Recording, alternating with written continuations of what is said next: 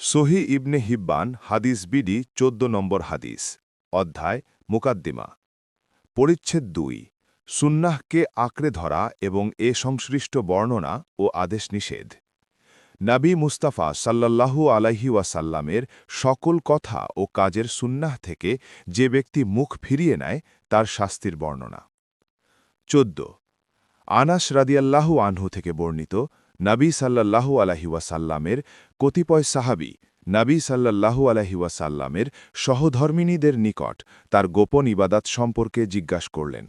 অতঃপর তাদের মধ্যে কেউ বললেন, আমি কখনো বিয়ে করব না। কেউ বললেন, আমি কখনো মাংস খাব না। কেউ বললেন, আমি কখনো বিছানায় ঘুমাব না। রাসূলুল্লাহ সাল্লাল্লাহু আলাইহি ওয়াসাল্লাম আল্লাহর প্রশংসা ও গুণগান করলেন।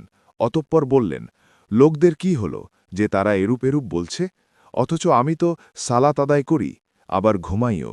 আমি সওম পালন করি, আবার রোজা ভাঙিও, এবং নারীদেরকে বিয়েও করি। অতএব যে ব্যক্তি আমার সুন্নাহ থেকে মুখ ফিরিয়ে নেয় সে আমার কেউ নয়। হাদিসের মান সহিহ।